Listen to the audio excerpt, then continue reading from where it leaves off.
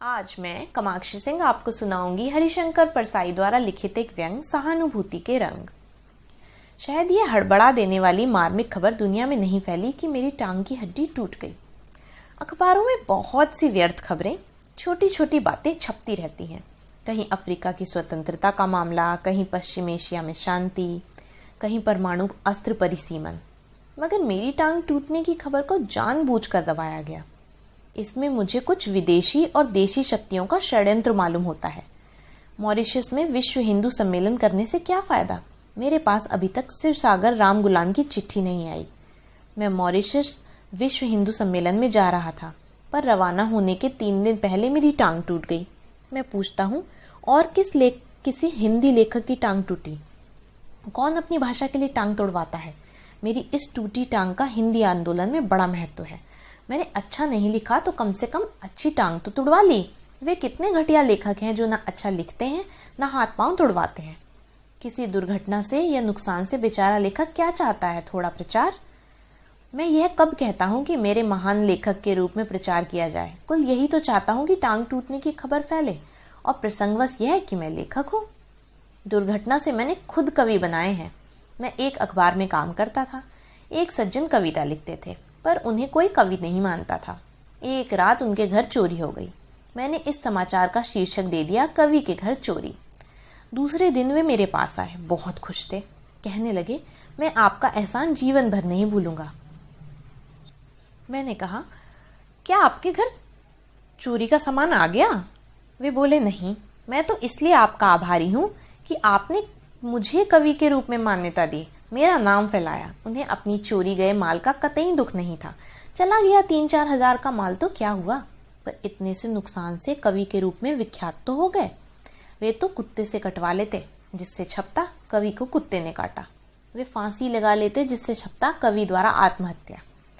फांसी इसलिए नहीं लगाई कि मरने के बाद वे यह समाचार छपा हुआ नहीं देख सकते थे। मैं अपनी तरफ से गफलत नहीं कर रहा हूँ। जो भी लिखता हूँ उसमें टांग टूटने का जिक्र जरूर कर देता हूँ, भौंडेपन से ही सही। भौंडापन सत्य साहित्य का जरूरी गुण है, जैसे बेवकूफी सज्जनता का। लोग नहीं पूछते तो भी मैं उन्हें पत्र में लिखता हूँ, प्रिय भाई, हालत सुधार पर है, अब थोड़ा चलने लगा हूँ। एक दिन एक सज्जन कानपुर से आए। वे आगे दुर्जन सिद्ध हुए, पर मैं तो गर्व से फूल गया कि इतनी दूर से लोग मेरा हाल देखने आते हैं। मैंने अपनी सधी हुई अदा से कहा, अब टांग धीरे धीरे ठीक हो रही है, थोड़ा चल देता हूँ, पर दर्द अभी है। वे असमंजस में पड़ गए। कहने लगे, आप किसके बारे में कह रहे हैं? किसकी टांग में दर्द है? मेरा बुरा हाल हो गया। इस कमबख्त को कुछ पता ही नहीं, लगा दूसरी टांग भी टूट गई। मैंने उन्हें बताया तो वे बोले, हमें पता ही नहीं था, ईश्वर आपको जल्दी स्वस्थ करे। मैंने पूछा, तो क्या कानपुर में आपको गिरिराज किशोर और कामता नाथ ने नहीं बताया?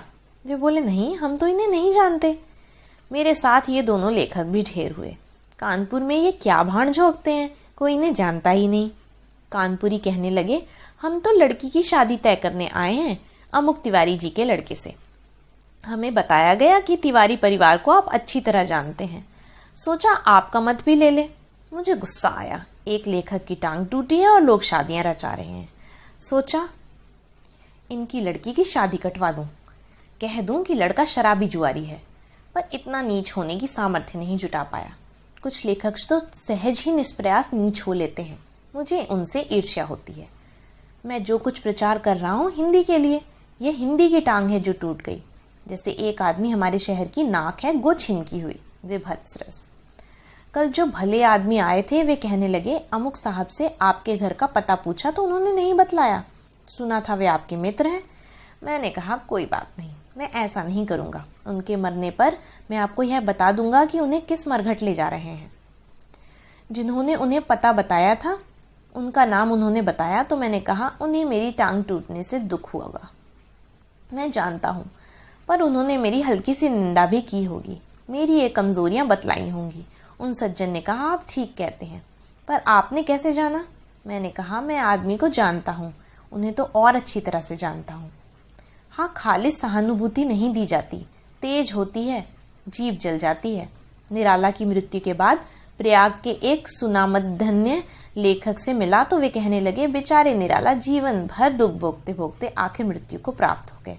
ऐसी महान प्रतिभा का ऐसा दारुण अंत। मुझे लगा ये रोने वाले हैं, पर वे बोले, मरते क्यों नहीं, सब कर्म तो करते थे, नशा, रंडीबाजी। मुझे लगा मेरे पास एक कोढ़ी बैठा है जिसके अंग अंग गल रहे हैं। बड़ी दया आई। क्या करूं इसके लिए, किस कुष्ठ आश्रम में भर्ती करा दूं इसे। सहानुभूति संकट एक दिन मैंने एक भले मानस का देखा। उनके परम घनिष्ठ मित्र अस्पताल में थे और मौत के पास थे। उनसे कहा गया था कि ये आधा घंटे के ही मेहमान हैं। भले मानस ने दफ्तर से आधी छुट्टी ले ली और मरने वाले से अपने मैत्री के स्टैंडर्ड के हिसाब से शव यात्रा के लिए तैयार होकर घर में बैठ गए। वे अस्पताल से फोन का इंतजार कर रहे थे। फोन बजता तो बड़ी आशा से उठाते और निराश होकर रख देते। 2-3 घंटे हो गए। वे खींचकर कहने लगे, बताओ भला कैसी झंझट है। हमसे तो कहा था कि आधे घंटे में काम तमाम हो जाएगा, तो हम छुट्टी लेकर इधर बैठे हैं। 3 घंटे हो गए पर उधर से खबर ही नहीं आई। मरने वाले की भी क्या धांधली थी। जल्दी और ठीक समय पर नहीं मर रहा है और उनकी छुट्टी बर्बाद हो रही है। मुझे एक आदमी अच्छे लगे। उन्होंने कहा, टांग वांग की क्या चिंता, हो जाएगी अच्छी। यह बताइए कुछ लिख रहे हैं। मैंने कहा, हाँ, रेडियो से लोकसभा चुनाव के नतीजे आ रहे हैं, लिख रहा हूँ। मेरे दरवाजे के सामने यह पेड़ है, जरा हवा चलती है तो पत्ते ऐसे गिरते हैं जैसे कांग्रेस के उम्मीदवार गिर रहे हैं, और ये जो पीले पत्ते हैं इनकी जमानत जब्त हो जाती है। सज्जन ने कहा, आप तो राजनीतिक लिख रहे हैं। मैंने कहा, हाँ, बात यह है कि आपातकाल और सेंसर के कारण मैं भी दूसरे लेखकों की तरह चुपचाप था, पर अब तो मुझे यह बताना ही है कि बाकी सब लेखक कायर हैं, बहादुर मैं ही हूँ। धन्यवाद।